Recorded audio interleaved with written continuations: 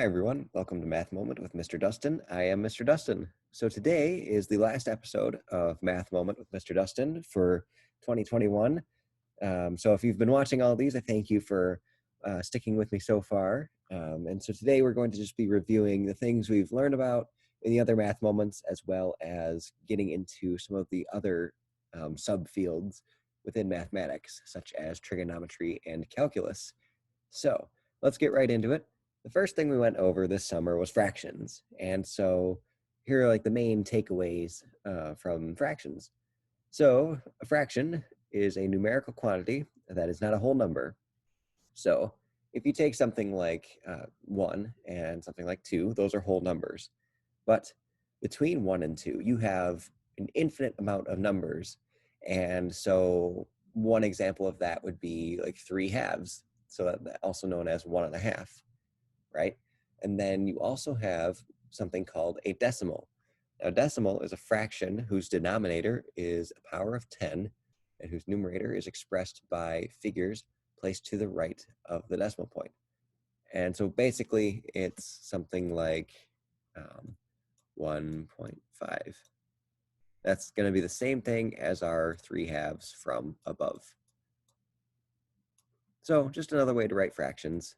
And you can see down here, I have my, well, it's not mine, but it's a drawing that was in one of the other videos. And it kind of gives you a visual on what fractions will look like. So you have the whole at the top here, and then 2 halves make 1 whole, etc., etc.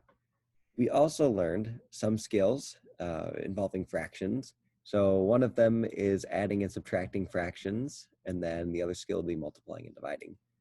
So when you're adding and subtracting fractions, you need something called a common denominator. And this means that the bottom numbers on both fractions must be the same. So you can think of it like you're trying to add 2 of the same thing together. And so I want to add like sevenths, or I want to add fifths, or something else. So what we do to find a common denominator is find a multiple that 7 and 5 have in common. So in this case, there's not really a good answer for that, at least not an easy, like you can think of it really quickly. So something you can do is multiply each fraction by the opposite fraction's denominator. So for example, the 6/7, we're going to multiply the numerator by 5 and the denominator by 5. And then the 3/5, we're going to multiply the numerator by 7 and the denominator by 7. This creates a fraction that has a common denominator, because 5 times 7 is the same as 5 times 7. What a surprise. So that generates, let's see, 5 times 6 is 30. And then 5 times 7 is 35. So we have 30 35ths. And then we're adding that to 3 times 7, which is 21. And then over 35 again. Now that we have something like this, we can just add across the numerator and then keep the denominator the same. Because remember, that's functioning as kind of like a label. What are we adding? We're adding 35ths. So 30 plus 21 is 51. And that is our answer, 51 35ths. Now, you have a choice to reduce it, but from there, it's kind of, put it in the format that will be most easily understood by someone else. That's kind of a good rule of thumb there. So, multiplying fractions. Now, what we do when we multiply fractions is we multiply across the numerator and then across the denominator. So what that means for this top fraction here, the one in blue, we'll do 9 times 4 and then 14 times 15. So 9 times 4 is 36. And then 14 times 15, it's going to be something big. Just using my calculator real quick. 210. Now, wow, that is a lot. And so this is a case where we might want to reduce. So let's try reducing by dividing things by 2. So 36 divided by 2 is 18. And then 210 divided by 2 is 105. So from there, I don't know that we have anything else that can reduce. Let me see. Oh yeah, we can. All right. So now let's divide them each by 3. And I can kind of write these steps here.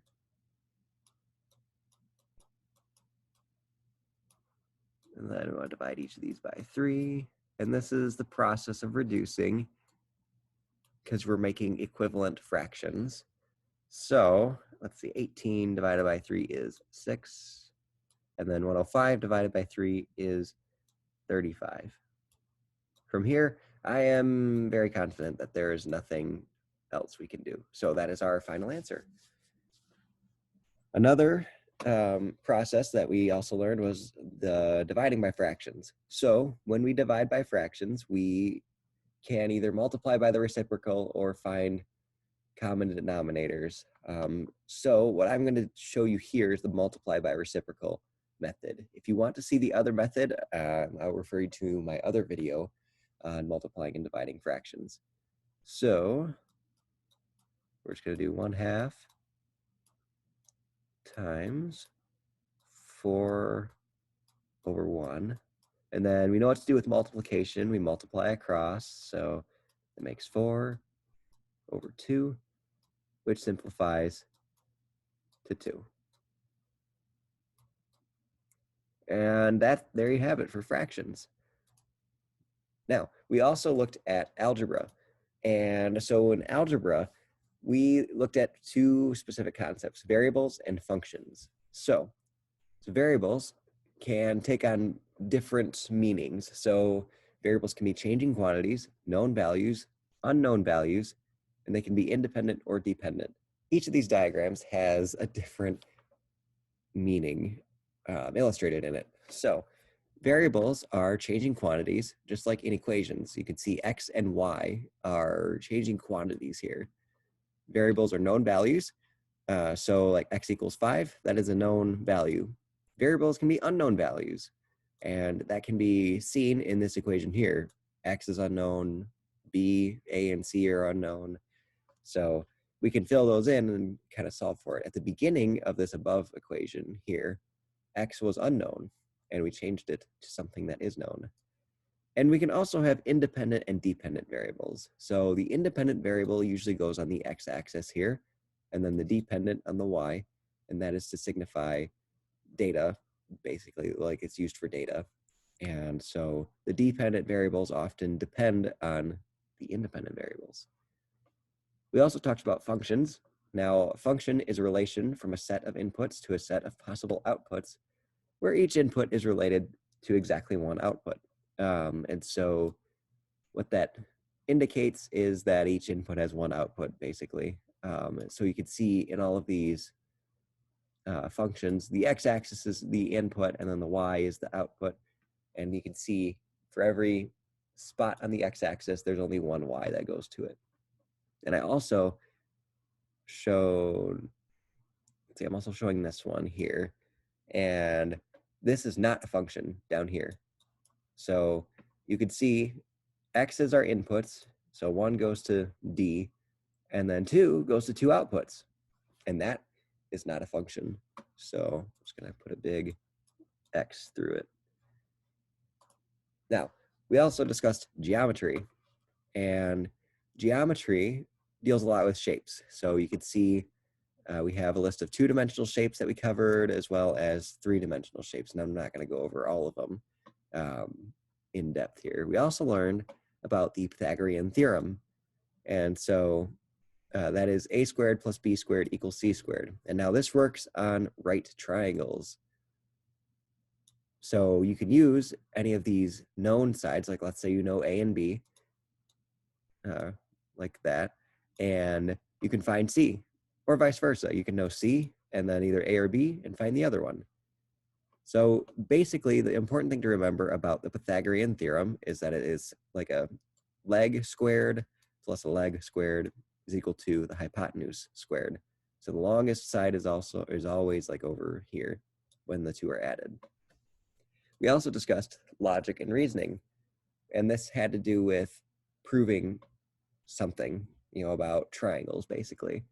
So in this case, if we're given that GJ, which is a line, is equal to, or sorry, it bisects HK, which is the blue line here, at F, we can conclude many things about it. And we have to prove that the triangles, so GFK and HFJ, are congruent.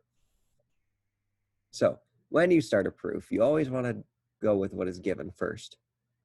And then you conclude things based on what is given. So we said that GF and JF are congruent, as well as KF and HF.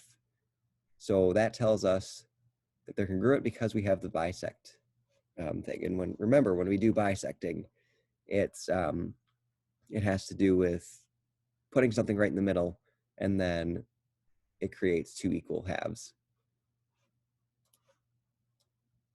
We also know that F here, where the green is, those are vertical angles because they're created by these lines intersecting at each other, which means they're equal. Thus, the two triangles are congruent via side angle side. And that is because we have a side adjacent to an angle, which is adjacent to another side. So that is our review section of this video. And so we'll go into a break, and then after that, we will discuss trigonometry and calculus. All right, so for the break today, I decided to show you something that I made with one of my friends in college. We are both math majors, and so we connected every single department at our college back to math. So you can see that we have like the abbreviation for math at the top here, and then it goes into like every department that's kind of close, and then slowly but surely we get to things that are completely unrelated. For example, let's see, we have a bunch of foreign languages down here, and geography. Like, what? Well, if we trace it back, geography is like history. History is like anthropology. Anthropology connects to sociology, which connects to psychology, which is kind of like a form of biology, which is applied chemistry, which is applied physics, which is applied math. So it's very, like, it's kind of a stretch, but I'm very proud of this. So the point of, the moral of this story would be, if you find something you're passionate about, go crazy, like do something like this. If you are a huge fan of art, then connect everything back to art. Don't be afraid to like brag about things you're passionate about, that kind of thing. Be proud of this. Like, I'm proud to enjoy math, that kind of thing. So yeah, and this is kind of like a cool drawing, so that's why I'm showing it to you. Yeah, so that's been the break, and we'll go back to the program now. Hi everyone, welcome back. I hope you enjoyed the break. So let's get into trigonometry. Now, this is a special kind of geometry, or a sub branch, I guess. It connects heavily to geometry. And basically, what we like to do is we take right triangles. This is known as right triangle trig. And we will conclude various things about the different side lengths and angles. And so what they do is they give us three important ratios to work with in trigonometry. So these are sine, cosine, and tangent. And basically, you're going to take the sine of a given angle, and it's going to spit out a ratio, which is characterized as like opposite over hypotenuse. Now, what that means is you're taking the angle theta, which is right here, and you're saying, hey, which side is the opposite of it? And so you kind of like draw a line, and hey, look, there's the opposite side. And then we know the hypotenuse is the longest side. So we know sine is the side opposite of the angle over the hypotenuse. Now, cosine is the adjacent side over the hypotenuse. And tangent is the opposite side over the adjacent side. So it makes some kind of combination out of each of these sides. Now, I'm not going to actually solve any of these, but I will show you what the ratios are. So if we look at the black triangle on the right, this one here, we can see that there's an angle here of 23 degrees, and then these various side lengths that they have labeled. We see C, B, and 4.5. And I'm just going to reiterate the 23 degrees here. Now, if I want to find sine of 23, that's going to be equal to the opposite side over the hypotenuse. So this is the opposite side, so that'll be B. And then we know the hypotenuse is C because it's the longest side. So there is our ratio. Cosine of 23 is going to be equal to the adjacent side over the hypotenuse. So the adjacent side is right next to the angle, 4.5. And then the hypotenuse, we already said was C. So that's our ratio there. And finally, tangent of 23 is the opposite side over the adjacent side. So we said opposite was B and adjacent was 4.5. So those are the basic trigonometry ratios. And I'm not going to go into too much detail about anything else regarding trigonometry because it's a very advanced concept. Basically, you'll get into a certain point where you have functions that are made from these trigonometric ratios. And the kind of cool thing about it, if I'll draw like a loose graph here, is that they're going to be something we call periodic. So they're going to go up and down infinitely in both directions. Just something like that. And so that's kind of a cool aspect of trigonometry. But we're not going to get into that today. This is kind of just a basic, hey, look at trigonometry. I also made a video last year on trigonometry, and that'll go into more detail about these ratios. Now, calculus is very advanced. It is another subfield of math that is actually quite similar to algebra. In fact, you need a good understanding of algebra to move on to calculus. But what I'm going to do is kind of introduce the simplest of the calculus concepts. And so this is what is known as a limit. A limit is the value that a function is estimated to be as it approaches a certain input. So that can be kind of confusing. So basically, my calculus teacher made a really good analogy for it. And he said that you can think of yourself as a bug on a line here. So like, let's think of this blue line here, right? You're a bug on this line and you're walking to the right towards the 1 here. And wouldn't you know it, it looks like it's going to be at 1. Now, let's say you're a bug walking the other way. You're walking left on this line and you're approaching 1. Well, that's great. That tells us that the limit as x approaches 1 is 1.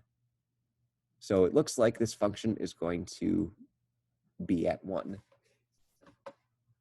So the way you would write this then is it would be like limit as x approaches 1 is equal to 1. Something to that effect. So then if you take something like this red function over here, and it has 3, right? You can see that it's in like 2 different places. It's kind of weird. But let's say you're a bug walking on the line going to the right. And oh no, you want to reach 3, right? So you say, oh yeah, it looks like it's going to be 3. Well, let's say you're a bug walking to the left, and oh, and I'm sorry, this is going to be 2. It reaches 2. That's the value there. Let's say you're a bug walking to the left on the line, and you say, wow, this looks like it's at -2. Well, those disagree. So what happens when they disagree is the limit just doesn't exist. So you have to either specify that you're looking at it coming from the right or coming from the left. And so that's what kind of makes it really tricky. And yeah, that's as simple as I think I can make the limits. And hopefully you can kind of see, how that works as far as the graph is concerned. That was kind of the goal. But yeah, calculus is a very complicated subfield of math, and it can be very exciting. So if you like algebra, you will probably like calculus. Now, to summarize and conclude this program for the summer, quizzes are available through Saturday, August 7th at 11:45 p.m. At that time, they're going to shut off and they won't be available. So if you want to take any of those quizzes, feel free to do so before then. And then the summer reading program at the library here goes until Saturday, August 7th. So we will be open that day, and you can continue to add to your reading logs in Beanstack up until the end of the day there. Prizes, however, are available to pick up at the library until Tuesday, September 7th. So you have a month between the end of the program and the deadline to pick up prizes to do so. So feel free to take advantage of that grace period there to do so. Otherwise, thank you for watching my videos this summer. I hope you found them informative and helpful. And if you are watching during a different time of the year, I hope you're finding them helpful there as well. So yeah, thank you and enjoy the rest of your day.